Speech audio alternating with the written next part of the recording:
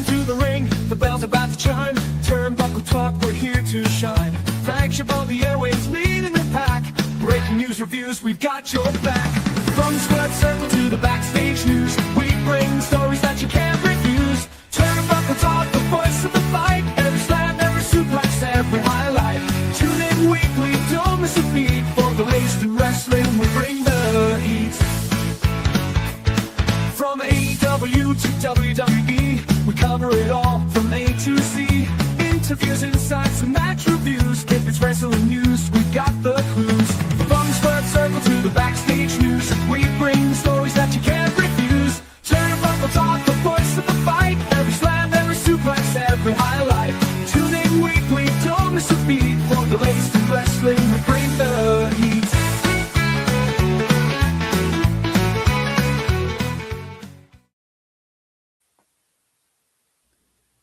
The world of pro wrestling was shocked over the last weekend as we saw over 20 WWE wrestlers released from their WWE contracts. It is Turnbuckle Talk. Chris Parrish and Chris Best here are hosting. Stumbling in my words here. Mr. Parrish, how are you doing today? I'm doing well, and I just want to thank everyone out there for doing what we ask, and that is like, follow, and subscribe to Turnbuckle Studios. 212 subscribers on YouTube and 236 on Twitch. Thank you so much. We're getting closer and closer to our goals. We appreciate you, and thank you so much for doing that.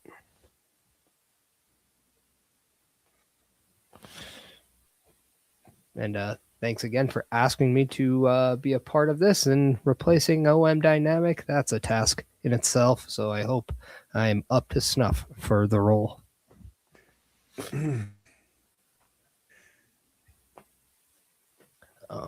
Looks like right now we're getting a little bit of a lag from you, Chris Best, but nonetheless, we can start off with our first story if you want.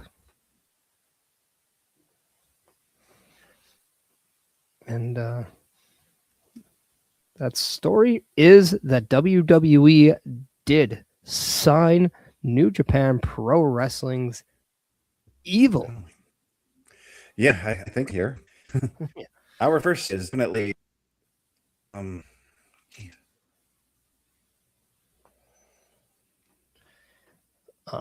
So yeah, all the reports are coming in saying, am I alive here? Evil.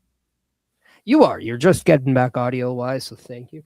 Just letting everybody know that WWE did sign Evil to a contract. Yeah. We do not know the details of this contract, but we do know that it is being reported by multiple sources that not only has Evil signed to WWE, but his start time is expected immediately, and that is the term being thrown out. And a name change is expected, but nothing finalized has been said about that. Best, I'm going to throw it back to you. Your thoughts on Evil joining WWE? Oh, I'm so happy and so excited about this. Evil was became one of my main reasons to watch New Japan when after Shinsuke Nakamura had left. We're talking about a former IWGP heavyweight champion, former IWGP tag team champion. The guy has done it all in New Japan. And for him to come over to the WWE and to be united with his fiance, Io Sky, I'm excited about this. Yeah, and we don't have any information of whether or not he's going to start off on Raw or SmackDown. The one key note that I will definitely add into this is that AJ Styles did have a conversation with Triple H after he retired, and that was when he was about to embark on his new role with WWE. He suggested every new individual that comes to WWE, whether they're experienced or not, should start in NXT. And the reason is because of whether it's style change, whether or not it's just an adaptation of the product. All talents should know their ins and outs about WWE before they're put in big time positions, because it doesn't matter who you are. Even himself got a little stuck while adapting into WWE. And I thought that was very interesting. And we know that Evil is a huge veteran presence in WWE. My question is, do we see him in NXT? And if it's immediate, will we even hear about it later tonight while NXT is on the air?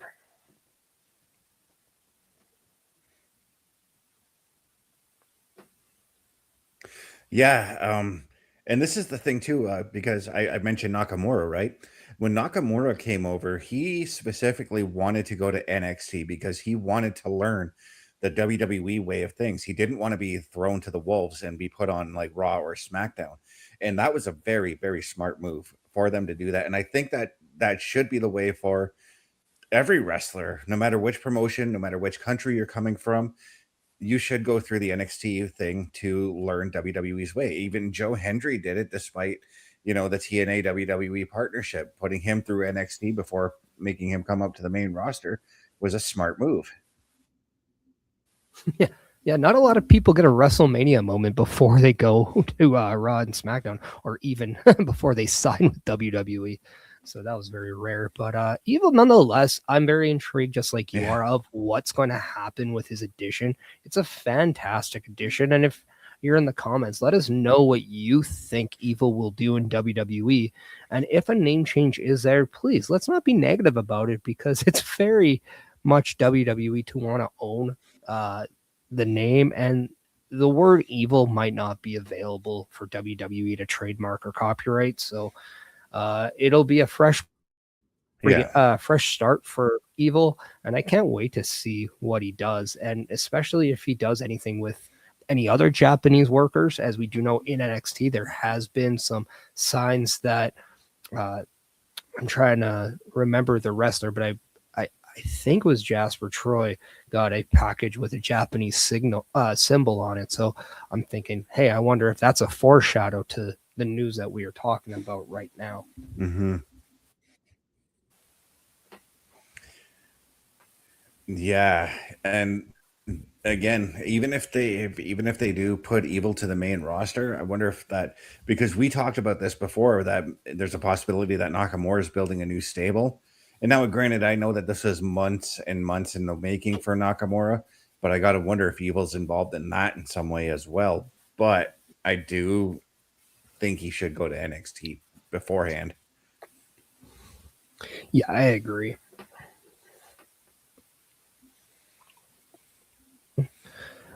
But No, moving on, got some more. Go ahead. no, I was just going to join you as well. Moving on to the next story. Yeah. Yeah, we got some very cool, very positive news coming out of Ivy Nile, who won the Power Girl Championship. This is a bodybuilding competition she competed in over the weekend, and it was said that she basically like killed the competition.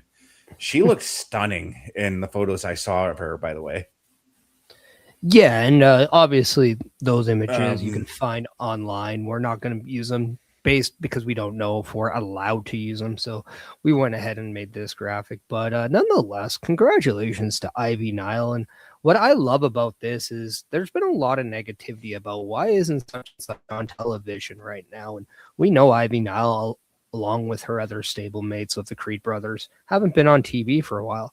But knowing that Ivy Nile is not staying complacent and doing something in that time, having the opportunity to go after this, not only, like you said, to compete, but dominate and absolutely kill it on this platform, just shows just how amazing it is for talents to have that openness from the company of WWE to go ahead and do things like this, because now the world is talking about Ivy Nile and the fantastic shape she's in, but also just what she's capable of doing. We talked about Arnold, or we've learned about Arnold and his way of getting into stardom in just the world, and one of those things was bodybuilding. So congratulations to Ivy Nile for this amazing achievement.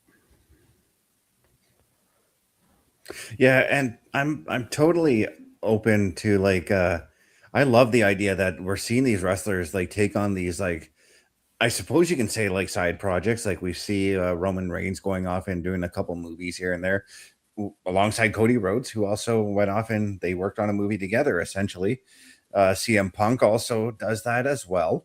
Um, this is what I like, and this is the thing that I've been told in the film industry as well, is if you're going into the film industry, if you're going into some kind of entertainment platform, be prepared to have a side project. And good on Ivy Nile for focusing on her fitness, because if you ever watched Sheamus's workout videos, there's one where she does it, and she is just a beast when she does it.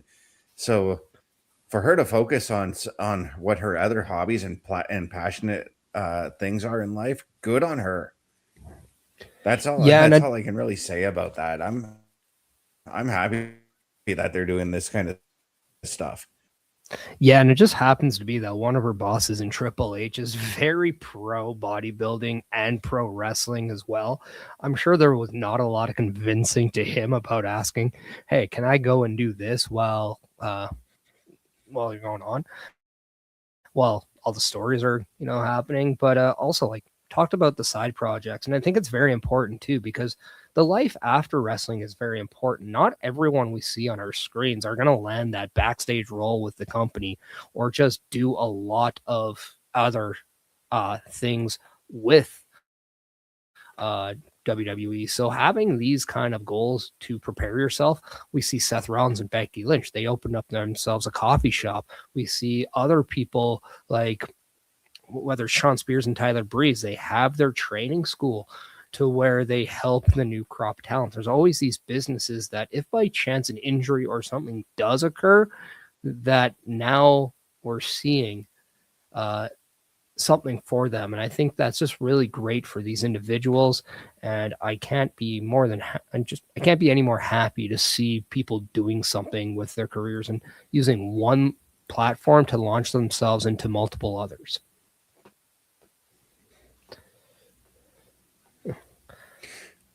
100% agree with you. I love that because it's not just oh, that's Pat Matt, that it's not just like movies and getting into like the gaming or the exercise industry, I guess you can call it.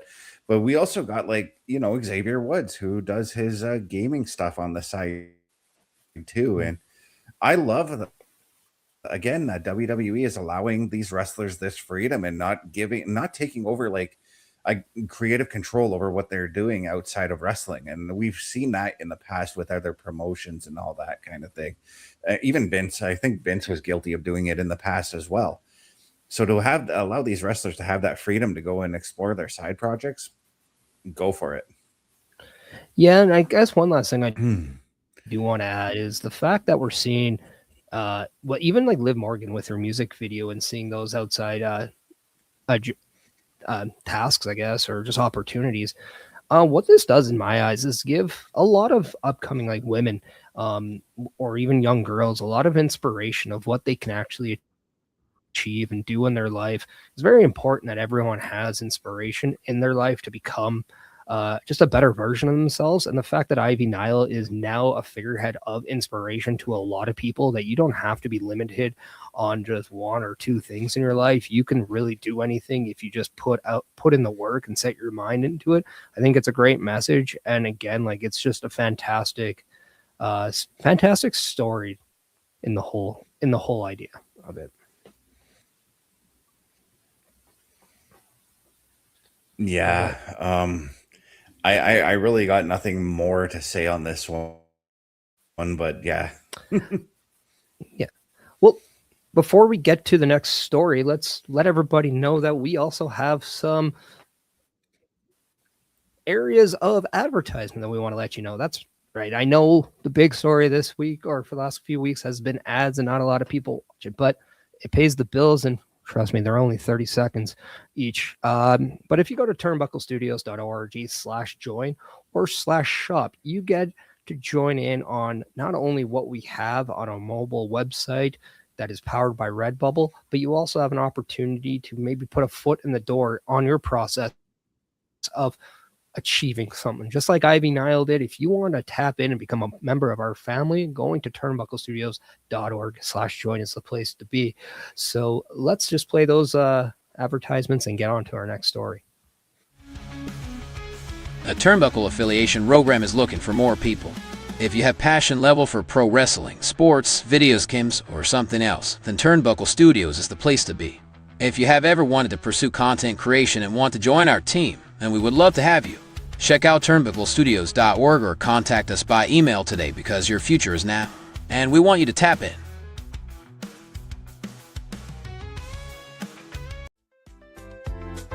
The Turnbuckle Studios store is open for you 24 hours a day.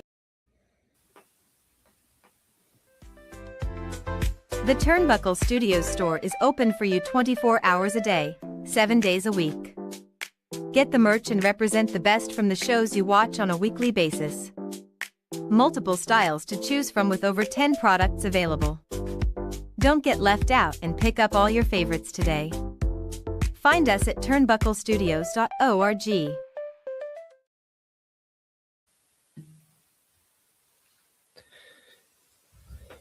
Yeah, and side thing, if you actually go to turnbucklestudios.org/shop and you buy anything remotely Turnbuckle Studios on that, please DM us or private message us, and we will give you a public shout out on a broadcast as a personal thank you for you supporting us here at Turnbuckle Studio.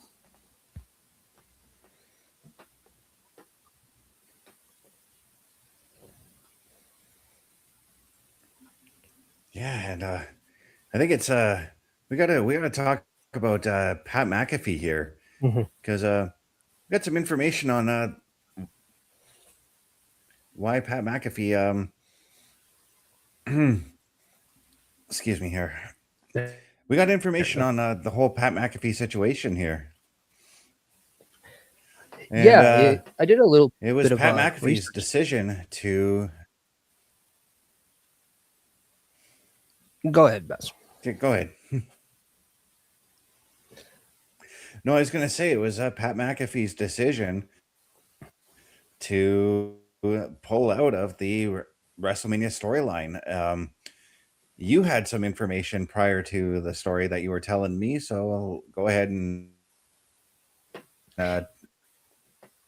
Yeah, I did a little bit of curiosity research on this, and I noticed just by looking through it that Pat McAfee actually himself was part of the removal of this, and a lot of plans had changed. In fact, just going off on PW Torch and even Matt Yodel from Awful Announcing, they even said that both Pat McAfee and Jelly Roll even had discussions that they were not well received by the WWE universe, and they should maybe go back to things that they were good at or great at.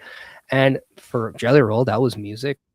For Pat McAfee, that's obviously his show, his commentating for college football. But at the same time, original plans must have had Randy Orton winning because there was a suggested tag match at Backlash that was canceled. And that tag match was Randy Orton and Pat McAfee against Cody Rhodes and Jelly Roll. And I said, Randy Orton must win because there was that clause that if Randy Orton didn't win the title, Pat McAfee would have removed himself from WWE. So with that being not only said right away from a tweet on when he did initially kick Cody Rhodes down below, and that we heard him say this, and then it was made public on a promo the week after. So I thought it was very intriguing that both Pat McAfee and Jelly Roll were very much aware of the backlash from the fans to even have the confidence to say, you know what, this should be about the wrestlers. If you didn't need a reason to respect these two individuals and listen to the wrestling base and put their egos aside, I think you should have a little now, because the way I look at it, Pat McAfee got a lot of criticism that he shouldn't, because I know the situation was much like the one last year that didn't go well. But Pat McAfee has earned his stripes, earned his respect, whether it's through the entertainment of his announcing or even performing. I thought he got a raw end of the stick, but good on him for actually being aware of the audience and doing something positive in a position to where a lot of people show negativity. Yeah, I actually totally agree with you because so when Pat McAfee made his debut with the WWE well over a decade ago, I was sour on him, like very sour on him. Who is this football guy coming in? And it seemed like in those first few months, because he did was the stuff or the PLEs and whatnot, and it just seemed to me that he didn't know a lick of anything about the business, but he started to grow on me all those months later, and then we started seeing him Adam Cole, baby. Um, I understand where Pat McAfee and Jelly Roll are. This should mean that they can stop contributing to the business in any way. Like I would like to see Jelly Roll maybe lend a song or two for a wrestler's theme song or a PLE.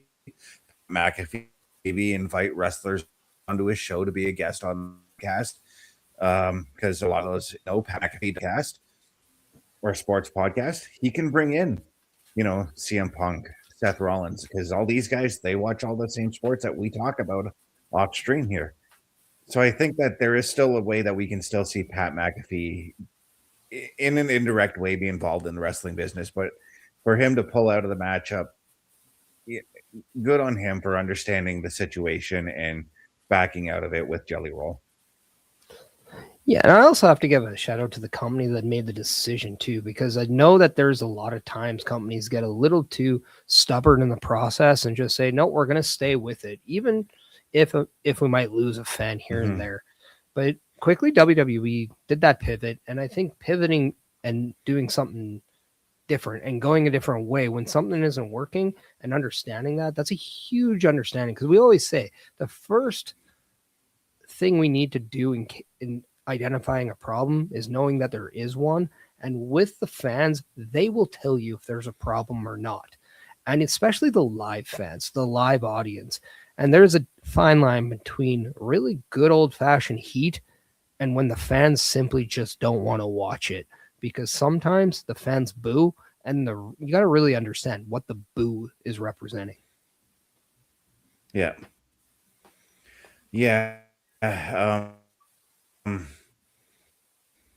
And with Pat McAfee, it is sad to say that he did get go away heat. Not for me personally, because I was loving everything that he was doing in the build up to that moment. I wanted to see more McAfee after WrestleMania. But it is an unfortunate pulling out and stepping back from everything. Yeah, it definitely is. And I wish nothing but the best for Pat McAfee and Jelly Roll, because they're both amazing at what they are good at. And Pat McAfee entertained us in so many ways, gave us a lot of laughs and a lot of good moments.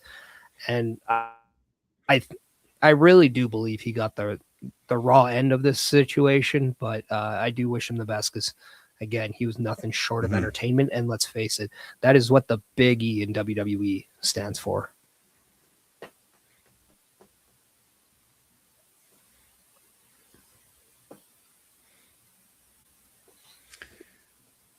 Yeah. Yeah. The less I saw something that I thought was going to further the storyline, but it was actually a part of the build up to WrestleMania. I saw something that Cody Rhodes had destroyed the Pat McAfee set, but as I stated, I thought this happened afterwards because I saw the report yesterday, but as I read it, it was for the build up. So I thought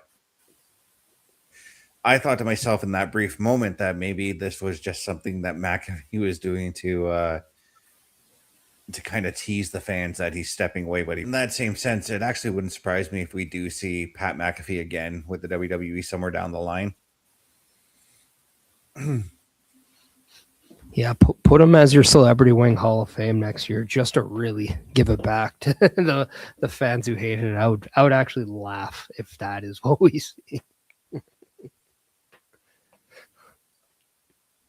But Yeah, but for it. the best I'd be all for it. we did have another story that we want to talk about, especially going and keeping in the theme of pivoting. What is that?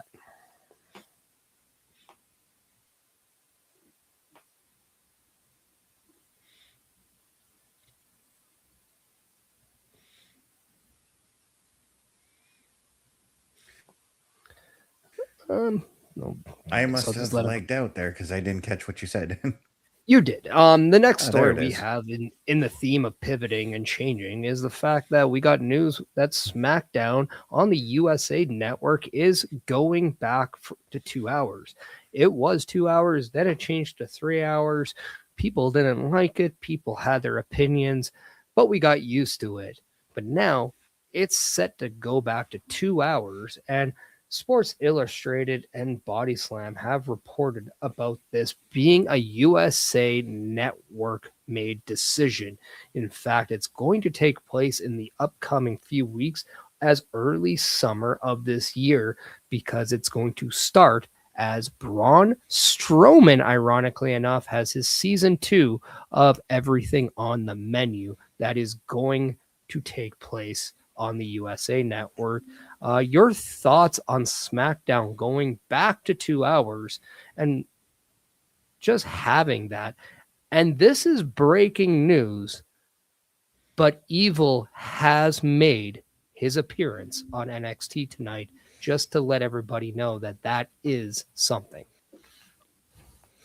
Yeah, I said this last year when the move from 3 to 2 happened.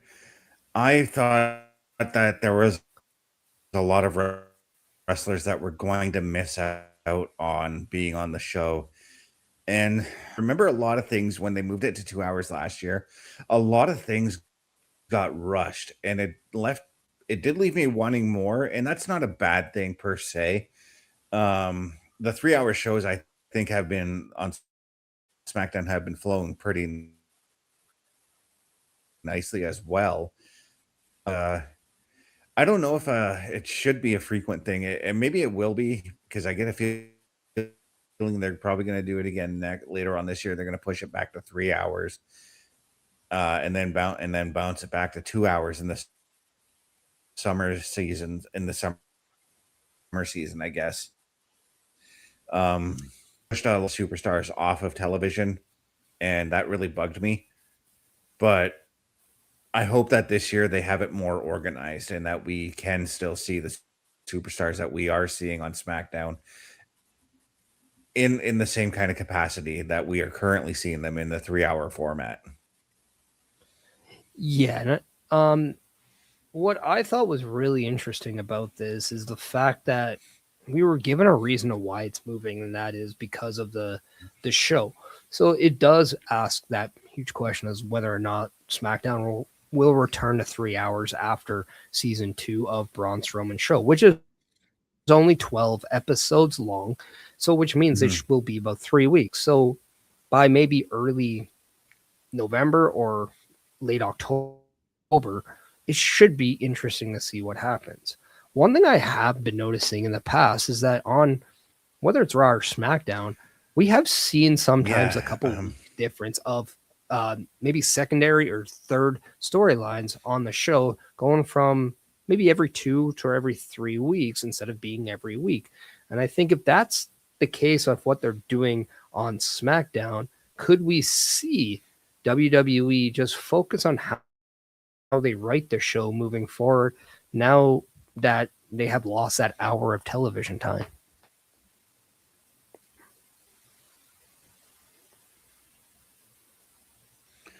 I think so. Because you mentioned there that we haven't seen we in the 2 hour format we didn't see storylines every week, and that's okay by me as well. We didn't see Hulk Hogan and the Macho Man every week doing their storyline. we'd maybe see Hulk Hogan and Macho Man doing their storyline, and then we'd see Demolition's storyline the following week. But we'd still get like Lord Alfred coming in and reminding us, hey, these are the other feuds that are going. Like, for instance, Rhea Ripley and JC Jane currently right now. If they're not on TV this Friday, maybe we get like a video package promo from one of the two or something along those lines in that 2-hour format. I would be fine with that, and I think we did get some of that.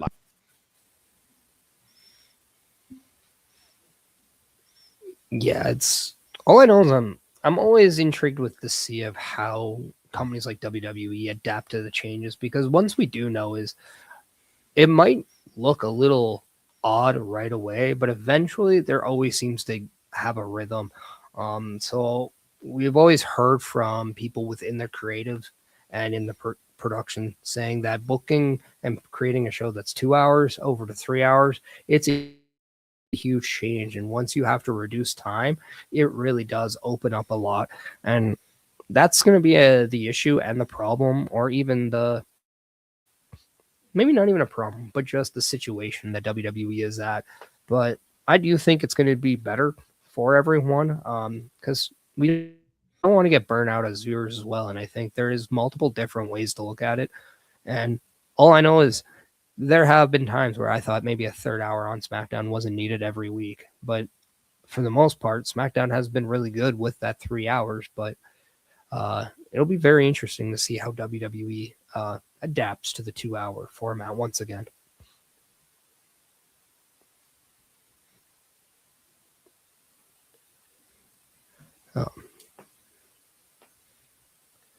But before we get to our showstopper, let's play our calendar video, because the one thing we will not change is what we have every week.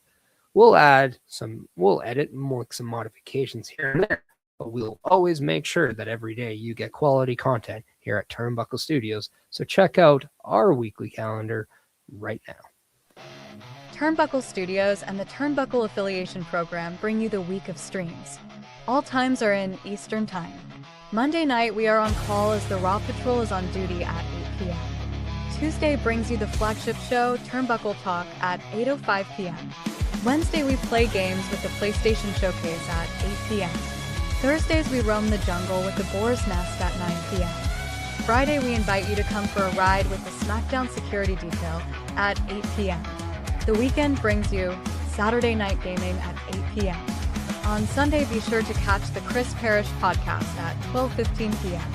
And later in the day, the Locker Room presents Wrestling Recap delivers at 7 p.m. Always be aware that weekend shows can vary in times, as the PLE Patrol and other watch party streams are always a must-see. Be part of the shows and join the chat every day, and watch all of the latest episodes on turnbucklestudios.org/shows. And please do not forget to drop a like, follow, and to subscribe to all of our channels, and when the time is right, all you have to do is tap in. That's right, everyone. If you go to turnbucklestudios.org/shows, that is the best way of checking out all of our amazing shows and episodes that we have here. Also, make sure that there are weekly episodic updated episodes to all those shows on turnbucklestudios.org as well. So by chance, if you missed anything, you can always go back and watch it. And please, if there's an opportunity to rate shows or like or share those, if you love them, please go ahead and do that, because that really does help out not only the shows, but the channel as well.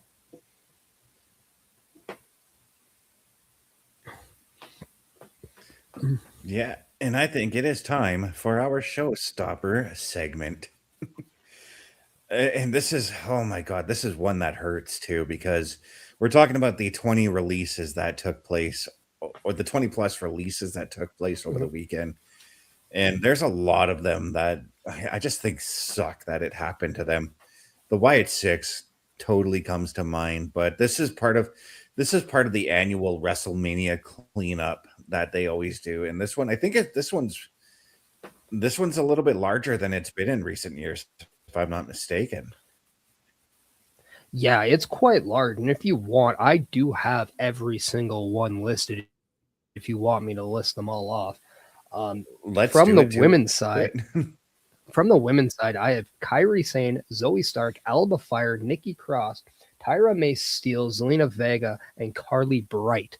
On the men's side, Alistair Black. We got Chris Sabin and Alex Shelley of the Motor City Machine Guns, Dexter Loomis, Joe Gacy, Bo Dallas, and Eric Rowan of the Wyatt Six, Tyreek Igley, Tyson DuPont, Luca Crustofino, Trill London, Chris Island, Santos Escobar, Malik Blade, Francois Princelow, Dante Chen, Apollo Cruz, and Andre Chase.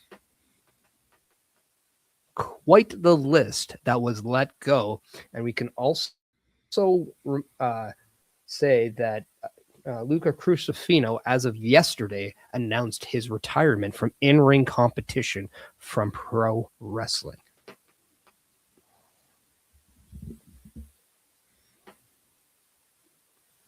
What are your thoughts? As you mentioned, the Wyatt Six being released, definitely huge names there. They were definitely one of more of the fan favorite of those names alongside others. But your thoughts of just the Wyatt Six from its whole gone from WWE?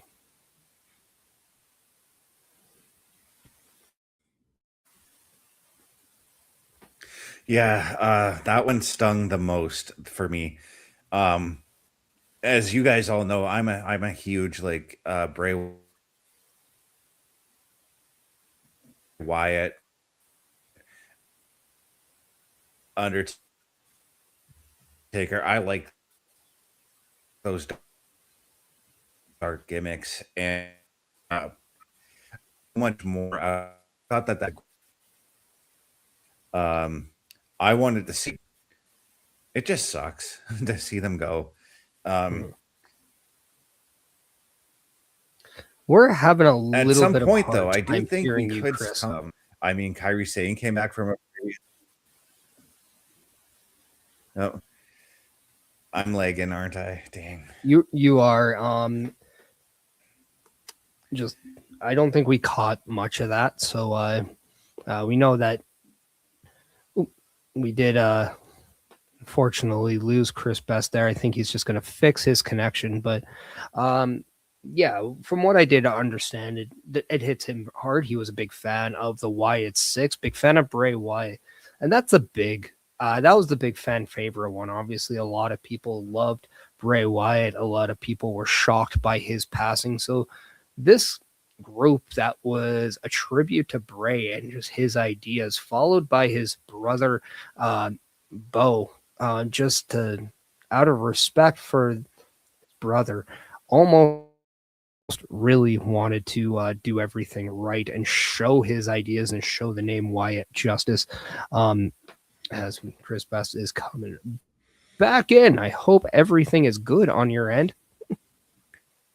I think so. No, I was just before everything that happened to me. I was saying that the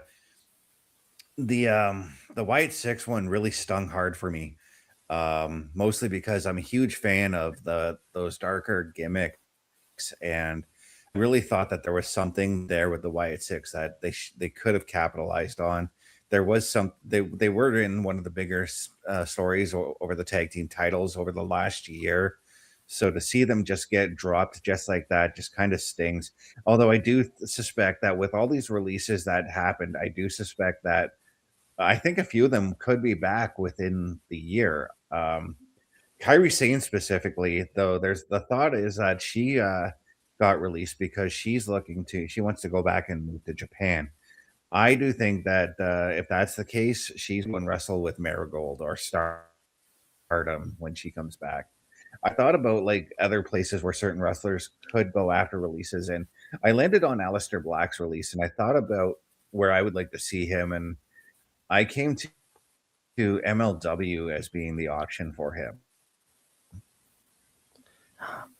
Yeah, there has been a lot of not just rumors but speculation that Kyrie Sane almost flew back to Japan instantly. And one of the ongoing narratives that we've been hearing or I've been coming across without having any firm confirmation on if this is true or not, but just an ongoing possibility is that she wanted to move back to Japan. And because of that, uh, almost having a stationary job in the US or even with WWE would have became very tough. So before I think it's even in a possibility of thought to criticize WWE, this could have been a decision made by WWE as request of the individual. And if that's the case, I feel it's very unwarranted for people to Yes. get upset over a company rather than say, you know what, they really do care for their employees and they did something huge, even though it ended a potential working relationship. What it did was maybe strengthen the relationship as a whole. And there could be a lot of maybe future business, as we have seen WWE and Marigold work together in shapes and places before. And we all know that WWE has a huge Yes. want to get back into Japan, even back saying NXT before the pandemic even wanted to station an NXT Japan at one point. So I believe that the relationship with WWE and Japan is very strong. And I don't think Kairi Sane and WWE left on bad terms. I do think this is just one that unfortunately sucks for everyone. Yeah, and this isn't the first time that a wrestler has left because they wanted to go and move back to their home country. The first one that comes to my mind is one half of the Orient Express way back in the day. Sato, he left because he wanted to go back with family. They broke a couple of years to be Shinsuke or Hakushi's manager, and again the same situation happened. He decided he wanted to go back to Japan about a few months afterwards. So I mean, there's no sour grapes between Kyrie and the WWE. I don't think there's any sour grapes with the majority of the releases that happened here. Like I said, I do expect that some of these wrestlers could be back. Some of these wrestlers we'll see on our screens in another format. We'll see them in TNA. We'll see them go to A. We may even see them go down to Mexico and wrestle in AAA or CMLL or wherever. I mean, AAA's under the WWE banner, but still.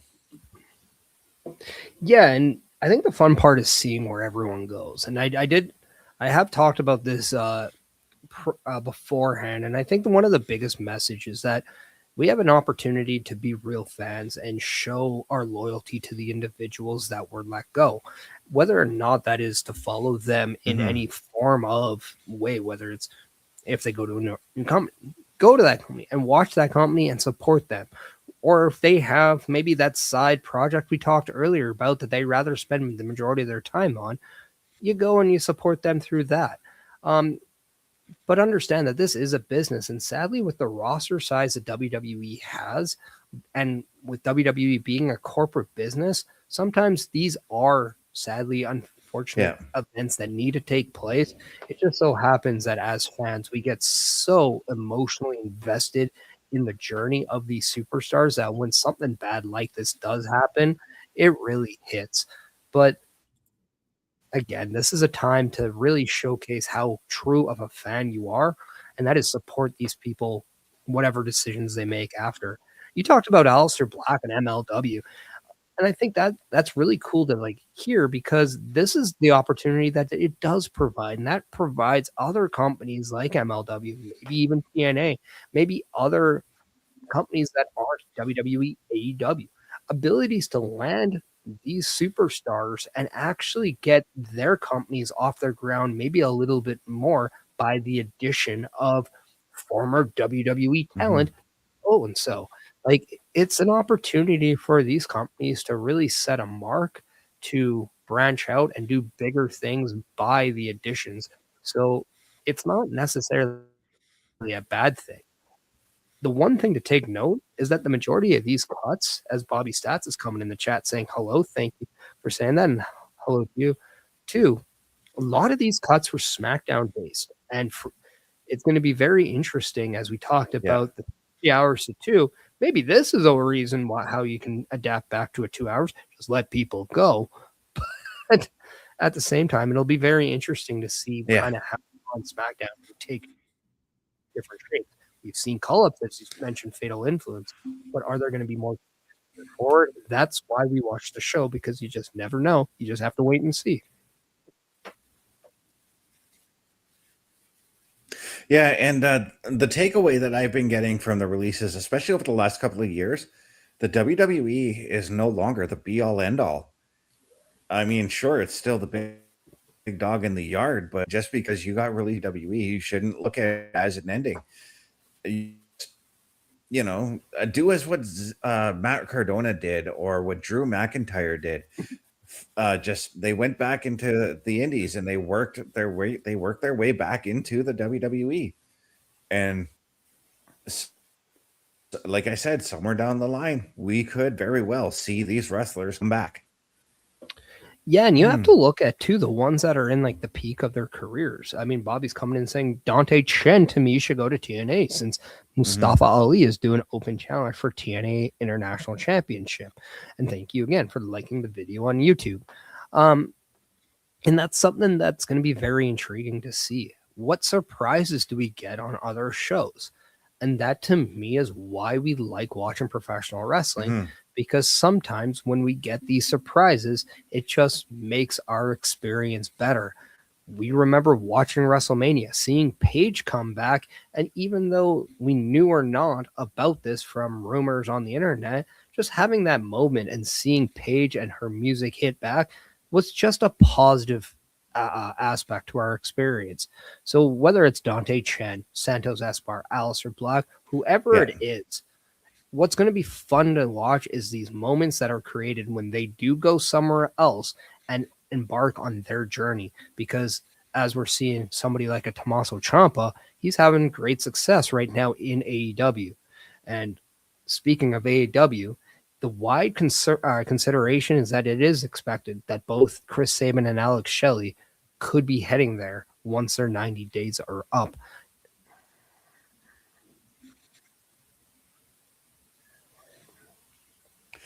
Yeah, and that this goes out to, like, as Bobby Stats brought up Dante Chen there. When I look at the NXT wrestlers that were released, I look at that as more of an opportunity for these wrestlers to go out and get more seasoning, to just build their name on the independent circuit. If all you know is the Performance Center, go out there and get booked on those independent shows and get your thing done. And that way, when if the WWE comes calling back, you've now got WWE now has a seasoned veteran that they can bring in to the back to the NXT fold and then push to that main roster. That I've said that for a bunch of NXT wrestlers who we've seen eventually come back, actually. Yeah, and if you kind of want to take this into account, imagine if you're somebody that was bred through the WWE system in the performance system, and that's all you knew. And this is your opportunity to really check out every aspect of pro wrestling outside of WWE. It's much less if you went to school every day, you lived at home all the time, and then you went to college. And then you finally have an opportunity where you now have to branch out, find a job, live on your own, and experience the real world. It's almost in the same comparable, because now these superstars, these individuals, get to go other places, learn other styles, really sharpen their craft. And it's just a positive thing for them. Yes, we did talk about Luca Cristofino announcing his retirement, but like Dante Chen, or even some of the NXT talent that were released, or even the LFG, like a Tyree May Steele, like that's going to be an opportunity for them to go make a mark somewhere else, and maybe if they want, come back, but also see if that journey takes them to a completely different way. The one more thing I did want to add is that Tyree May Steele was the season 1 winner of the LFG series. I wonder how much the LFG series is considered serious, knowing that the season 1 winner is already left the company. It just, in my eyes, doesn't have a good perception. If you're a fan of that show and you've already embarked all this time into watching the process of her, only to see her no longer with the company. Yeah, it's going to be interesting to see over the next 3 months. We'll say it's going to be interesting to see where everyone goes, where everyone ends up, because I'm calling this right now. This feels like a pro wrestling free agent frenzy right now. Yeah. And the one thing we always love is a good story about something new. So free agency always takes shape in all the other sports. Why can't it be one of the most exciting parts in pro wrestling? Yeah. Um, Well, on that note, guys, if you want to find all our socials, it's very simple. Go ahead. no, no, you go ahead. Sorry, you were. Oh, okay. I was just you can do the same thing. Guys, if you want to find all of us, it's very yeah.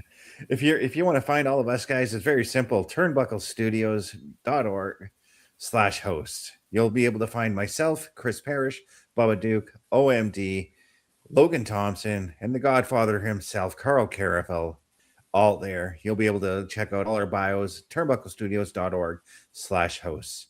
And as we bid adieu, I'm going to hand the reins over to Chris Parrish as we say farewell. Yes, but first, before I do that, I just again want to thank everyone who is joining us. We are at 212 subscribers on YouTube and 236 on Twitch. So thank you so much. But as we say farewell, everyone, the world is a scary place. Take care of each other.